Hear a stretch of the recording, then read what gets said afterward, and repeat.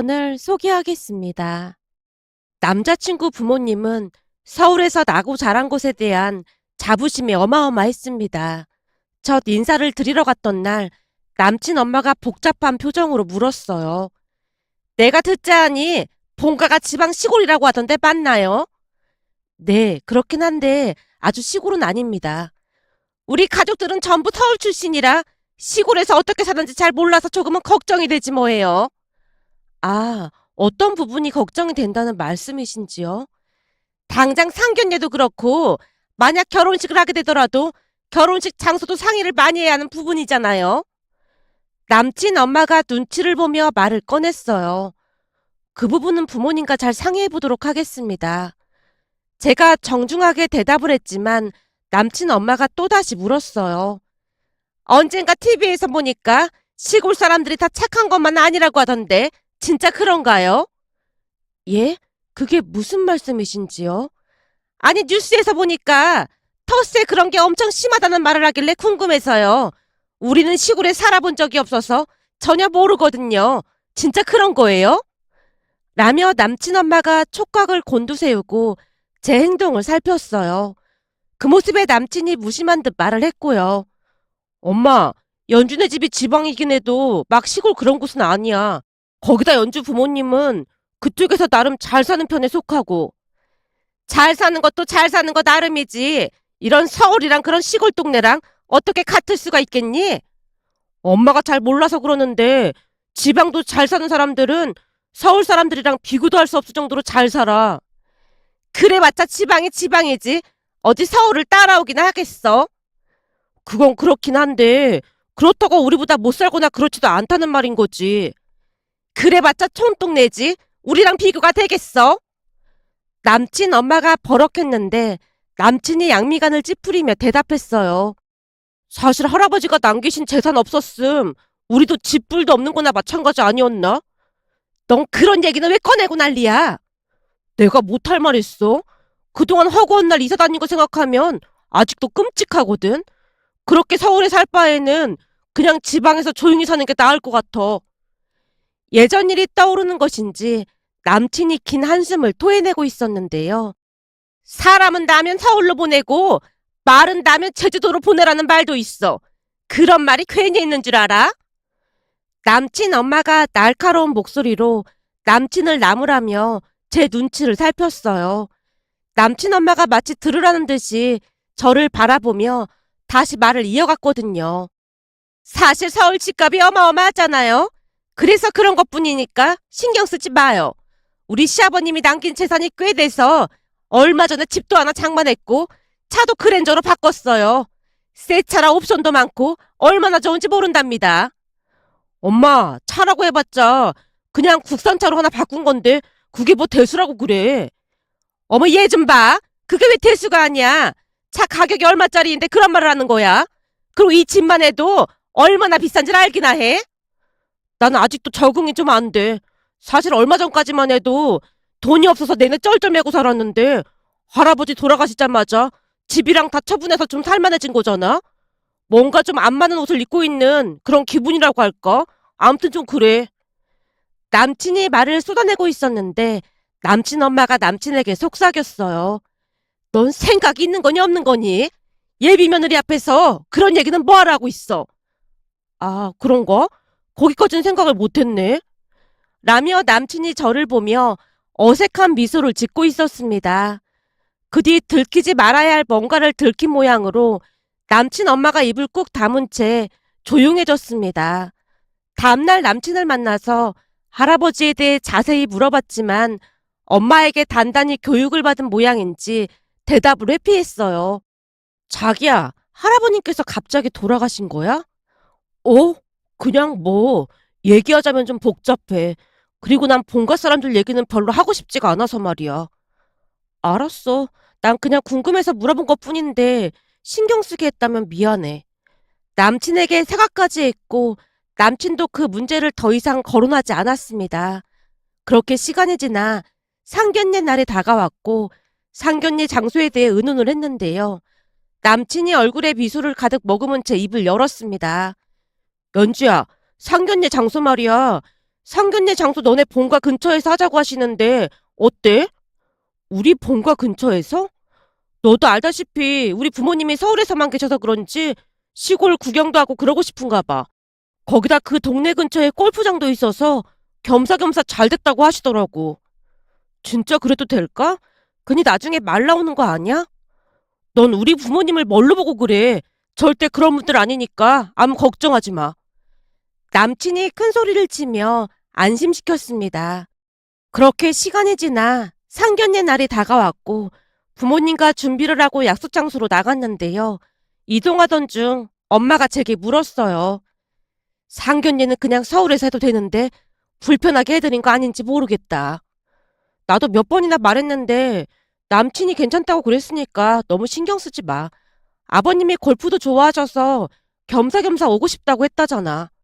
그래도 중간에서 해야 하는 게 아니었나 싶어. 근데 그쪽에서 식당을 어떻게 알고 예약을 한 거라니? 글쎄, 요즘은 인터넷 찾아보면 다 나오잖아. 그렇게 확인해 본 거 아닐까? 귀한 손님들이 멀리서 오시길래 우린 호텔 예약을 할까 했거든. 근데 예비 사위가 미리 예약을 했다고 하니 그냥 알았다고 하긴 했는데 걱정이 돼서 그렇지. 엄마, 너무 걱정하지 마. 그 사람이 알아서 잘했을 거야. 라며 제가 부모님을 안심시켰는데요. 아무래도 상견례 자리가 처음이었던지라 많이 긴장한 것처럼 보였습니다. 잠시 후 약속 시간보다 일찍 상견례 장소에 들어갔고 남친 가족들을 기다리고 있었는데요. 한 15분쯤이 지났을 무렵 남친 가족들이 모습을 드러냈습니다. 그 모습에 우리가 자리에서 일어나 깍듯하게 인사를 했는데 남친 부모님의 옷차림이 눈에 들어왔고 저도 모르게 눈살을 찌푸리고 말았습니다.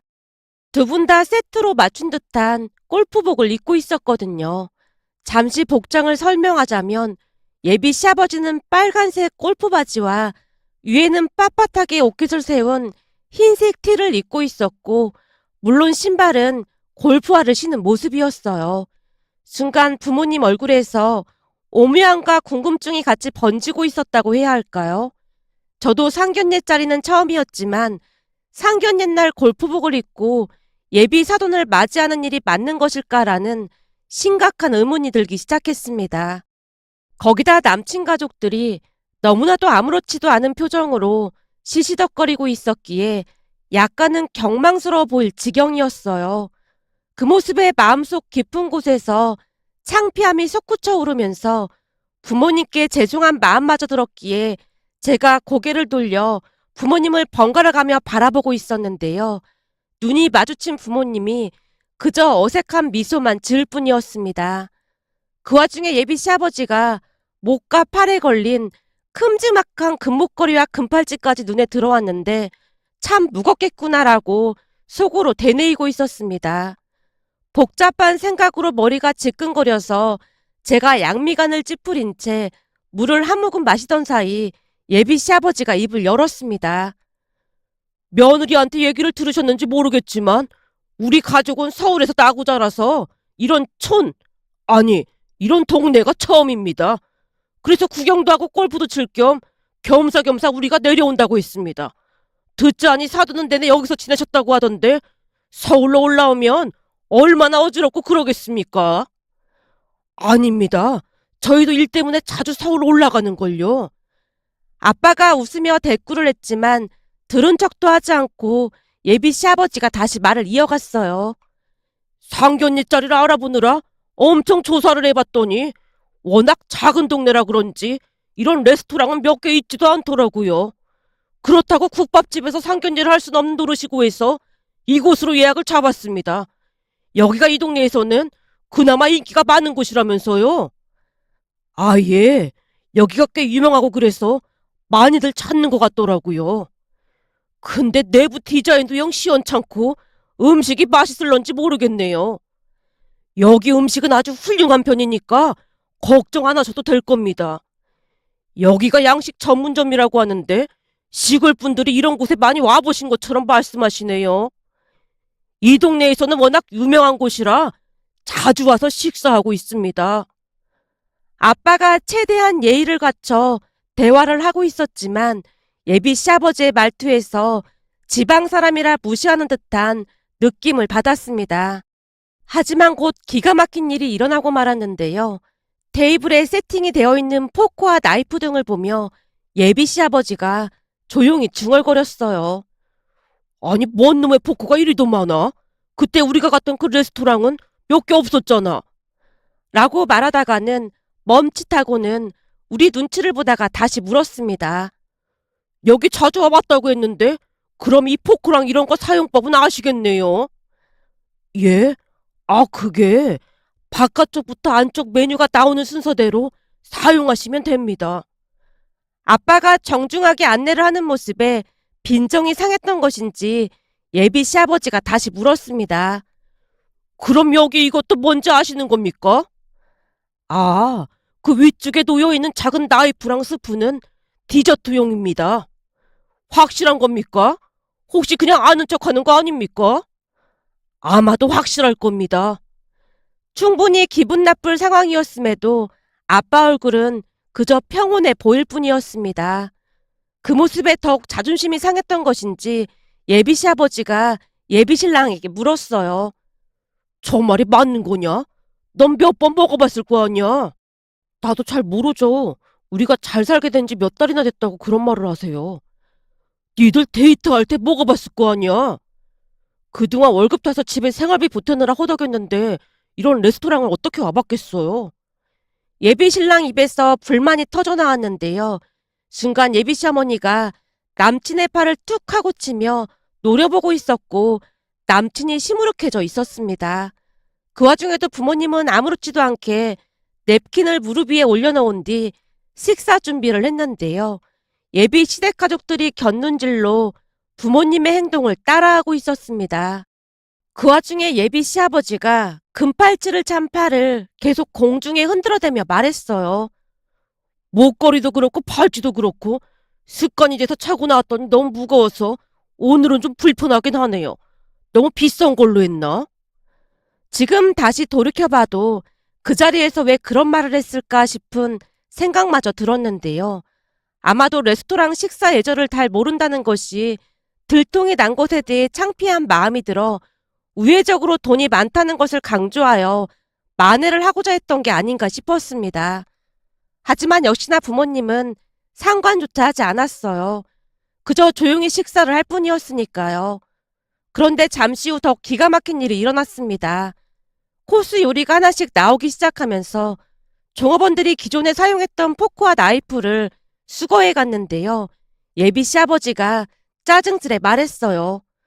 아직 사용 중인데 왜 자꾸 가지고 가는 거요? 네?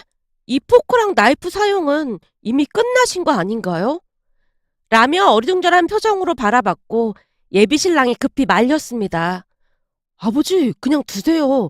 알아서 하는 거겠죠. 여기 다른 라이프랑 포크 많잖아요.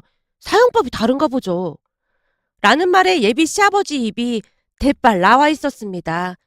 그럴 때마다 부모님 표정이 말이 아니었지만 최대한 내색하지 않으려 노력하는 모습이었습니다. 잠시 후 아빠가 음식을 다 먹은 뒤 포크와 나이프를 한쪽으로 가지런히 놓자 예비 시아버지가 또다시 물었어요. 그건 왜 그렇게 놓는 겁니까? 무슨 의미가 있는 겁니까? 예? 이게 코스 요리가 끝났다는 그런 표시로 이렇게 되면 직원들이 알아서 정리해주고 다른 코스 요리를 가져다 주거든요.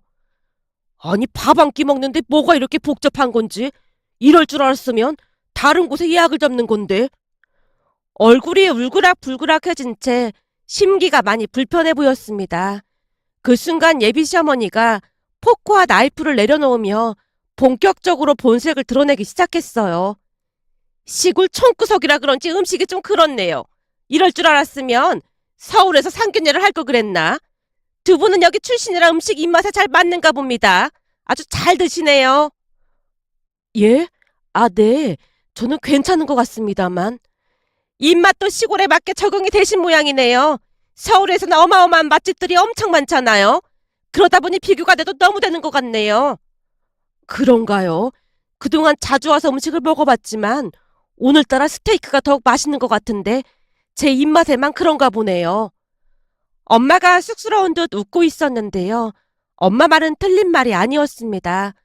그날따라 음식이 더욱 맛이 있다는 생각이 들었거든요. 하지만 예비 시부모님은 내내 인상만 쓴 채 음식을 노려보다시피 했습니다. 그 바람에 상견례 자리는 냉기만 감돌고 있었는데요. 구겨진 자존심을 만회라도 할 모양으로 예비 시어머니가 계속해서 비하 발언을 일삼고 있었습니다. 서울에 우리가 잘 아는 호텔로 갔으면 우리가 다 알려줬을 텐데 이런 총구석으로 오는 게 아니었어. 서울은 레스토랑에서 음식 먹는 방법도 많이 간소해졌는데 시골이라 아직까지 옛날 방식을 그대로 하고 있나 봅니다. 이게 다 서울 사람들 흉내내느라 그런 거 아니겠습니까? 내내 어찌나 비하 발언을 서슴지 않던지 시간이 지날수록 부모님 얼굴이 말이 아니었습니다. 저 또한 음식이 입으로 들어가는지 코로 들어가는지 모를 지경이었으니까요. 잠시 후 억지로 식사가 끝났고 예비 시아버지가 큰 소리를 쳤어요. 음식값은 제가 계산하겠습니다. 아닙니다. 이미 들어오면서 제가 계산했습니다. 예? 그게 정말입니까? 우리가 하려고 했는데 계산을 왜 한 겁니까? 예비 시아버지가 따지듯 물었기에 아빠가 당황한 채 말을 꺼냈어요. 멀리서 내려오셨는데 당연히 저희가 계산하는 게 맞는 것 같아서 그랬습니다. 돈도 얼마 없을 텐데 오늘 너무 무리하셨네요. 라며 예비 시아버지가 대놓고 무시 발언을 했는데요. 순간 멀리서 누군가 다가오면서 부모님께 반갑게 인사를 했습니다. 사장님, 사모님, 안녕하세요. 이사장, 잘 지냈는가? 그리고 그냥 형님이라고 부르라니까. 미리 말씀하시고 오셨으면 제가 잘 준비했을 텐데. 아니야, 아주 잘 먹었어. 오늘따라 스테이크가 연한 게 아주 맛이 있더구만. 제가 특별히 신경을 좀 쓰라고 했습니다. 우리 가게 은인이나 마찬가지신데 당연히 그래야죠. 근데 오늘 무슨 일로 오신 겁니까? 우리 딸 상견례 때문에 왔네. 다음에 차나 한잔 하자고. 라며 아빠가 자리를 뜨려고 했는데요. 레스토랑 사장이 허리 숙여 인사를 하는 게 아니겠어요? 네, 들어가십시오. 그 모습에 예비 시아버지가 움찔한 채 조용히 물었습니다. 아니, 저 사람은 왜 사돈한테 저러는 겁니까? 그게 아무래도 제가 이 동네 토박이다 보니까 사람들을 좀 도와주고 그러고 있거든요. 코로나 때 지역 경제 활성화를 위해 장사가 안 돼서 힘들어하는 가게들을 앞장서서 도와준 적이 있었는데 그러다 보니까 그러는 것 같습니다. 시골이라 그런 게 있나 보네요. 뭐 그렇다면 그런 거겠죠. 아빠가 씁쓸한 표정으로 억지 대답을 했습니다. 그런데 주차장으로 내려가자마자 예비 시아버지가 아빠를 잡아 끌더니 새로 샀다는 그랜저 앞으로 가서 신나서 자랑을 늘어놨습니다. 이게 요즘 새로 나온 그랜저 아니겠습니까? 현찰로 일십을 주고 하나 뽑았는데 풀옵션이라 그런지 얼마나 좋은지 모르겠습니다. 이곳에 내려와서 둘러보니 이런 좋은 차는 눈에 띄지도 않더라고요. 이래서 사람은 서울에 살아야 하는 겁니다. 라며 예비 시아버지가 거드름을 피우고 있었는데요. 아빠 입술이 살짝 올라간 채 더 이상 대꾸를 하지 않는 모습이었어요. 그럼 저희는 이만 가보겠습니다. 새 차인데 사고 나지 않게 운전 조심해서 올라가세요. 예, 우리는 이제 골프 치러 갈 생각입니다. 다음에는 꼭 서울에서 보시죠. 이런 허접한 곳 말고 저희가 근사한 곳으로 모시겠습니다. 예, 그런데 저희가 서울에 가도 따로 만나뵐 이유가 있을까 모르겠네요. 라며 비아냥거리는 예비 시아버지를 뒤로하고 아빠가 발길을 옮겼는데요. 멀리서 바라보고 있던 예비 시댁가족들이 급히 쫓아와서 물었습니다. 아니 왜 이 차에 타는 겁니까? 혹시 상견례 한다고 비싼 돈 들여서 빌려온 겁니까? 그게 무슨 말씀이세요? 빌려오다니요. 이 차가 잘 나가는 연예인들만 탄다던 그 차 같은데 이 차에 왜 타냐 그 말인 거죠. 그야 이 차가 우리 차니까요. 예? 이 차가 사돈 차라고요? 몇 억씩 하는 이 차가요? 저기 우리 딸이랑 그쪽 아드님이 결혼을 한 것도 아닌데 사돈이라는 말은 어울리지가 않는 것 같네요. 그럼 조심해서 올라가시죠. 아빠가 차에 올라탔고 우리도 급히 차에 탔는데요. 예비 시댁 가족들이 넋을 놓고 바라보고 있었습니다. 그날 집에 들어가자마자 엄마가 말했어요. 너 이 결혼 안 할 거지? 아까 그 사람들 하는 거 너도 똑똑히 봤잖아. 어쩜 무식해도 그렇게 무식할 수가 있는 거니? 그러게. 전에 인사 갔을 때는 그 정도는 아니었는데 오늘 나도 창피해서 혼났어. 어쩜 상견 옛날 골프복을 입고 나타날 수가 있어. 내가 들어보니까 이제 스크린 골프 좀 다닌다고 그러던데 나도 깜짝 놀랐잖아. 암튼 또 당장 정리해. 내내 얼굴이 화끈거려서 혼났어. 네가 뭐가 부족해서 그런 사람들이랑 엮이려고 그래. 알았어. 나도 오늘 보고 정이 뚝 떨어지더라고. 라며 고개를 끄덕였고 그날 남친에게 바로 헤어지자고 통보를 했습니다. 물론 남친은 이해가 되지 않는다며 난리를 쳤고요. 며칠 후 남친이 회사 앞에 찾아와서 어쩔 수 없이 대화를 나눴는데요. 연주야, 너네 부모님 그 동네 유지, 아니 엄청 가쁘라며? 근데 왜 그런 말 안 했어? 그건 어떻게 알았어? 혹시 뒷조사라도 한 거야? 아니, 그런 건 아니고 그 레스토랑으로 다시 올라가서 사장한테 물어봤더니 지역에서 큰 사업을 하시는데 알아주는 유지라고 기뜸해줘서 알았지. 그게 무슨 상관이 있다고 그래? 아니지. 미리 말해줬음. 우리 부모님도 엄청 조심했을 거 아니야. 우리 부모님은 그냥 촌사람인 줄 알고 그랬던 건데 진작에 말 좀 해주지 그랬어. 남친의 말에 어찌나 어이가 없던지 헛웃음이 새어나오고 말았습니다. 그 모습에 더 이상 대화를 이어갈 필요성을 느끼지 못했기에 헤어지자고 통보를 한 채 그곳을 나왔는데요. 남친은 못 헤어진다고 한동안 난리도 아니었습니다. 하지만 소개해준 회사 선배가 남친에게 경고를 날렸던 모양으로 얼마 뒤 조용해지긴 했습니다. 그렇게 시간이 얼마나 지났을까요? 점심 식사를 한 뒤 전 남친을 소개해준 선배가 저를 따로 불러서 기가 막힌 말을 꺼냈어요. 나도 건너 듣긴 했는데 용준이네 지금 난리 났다고 하네. 왜요? 난리 날 게 뭐가 있어요? 그 재산을 할아버지께 물려받았다고 했잖아. 근데 아버지 형제들한테는 쉬쉬 한 채 빼돌린 모양이야. 그게 무슨 소리예요? 그럼 할아버지 돌아가신 걸 다른 친척들은 몰랐다는 거예요?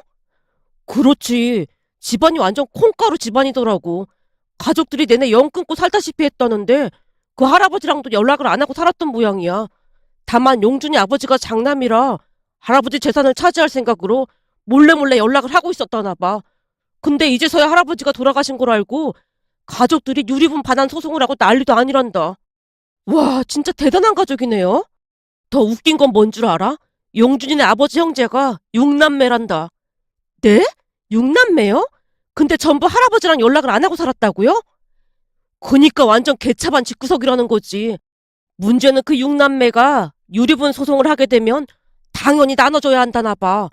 할아버지가 돈이 많았던 것도 아니고 조금 있었던 것 같은데 그 돈으로 차 사고 집도 사고 그런 모양인데 그거 다 토해내면 쥐뿔도 없을 텐데 참 한심하더라고. 선배가 기가 막히다는 듯이 웃고 있었습니다. 그날 선배가 제게 몇 번이나 미안하다는 말을 했는데요. 그 인간 실체를 모르고 너한테 소개해줘서 진짜 미안했어. 내가 평생 갚으면서 살아갈게. 라는 말까지 했습니다. 그런데 그 뒤 며칠이나 지났을까요? 모르는 번호로 전화가 걸려와서 받았더니 전 남친 엄마가 만나고 싶다고 부탁을 했어요. 우리 아들이 널 못 잊고 있어서 그래. 그때 우리가 사돈 양반 두 분께 실수한 건 찾아뵙고 사과드릴 테니까 결혼 진행을 다시 하는 건 어떻겠니? 라는 말을 하는 게 아니겠습니까? 물론 들은 척도 하지 않고 전화를 끊어버렸고 그 뒤에도 모르는 전화로 몇 번이나 전화가 왔지만 일체 받지 않고 있었는데요. 만약 전 남친과 결혼을 했더라면 어땠을까 하는 생각에 끔찍하기만 했답니다. 며칠 전에도 모르는 번호로 전화가 수십 통이 와 있는 것을 보며 문득 예전 일이 떠올라 이렇게 글 남겨봅니다. 오늘의 사연은 여기까지였습니다. 즐겁게 보셨다면 구독, 좋아요 부탁드립니다. 고맙습니다.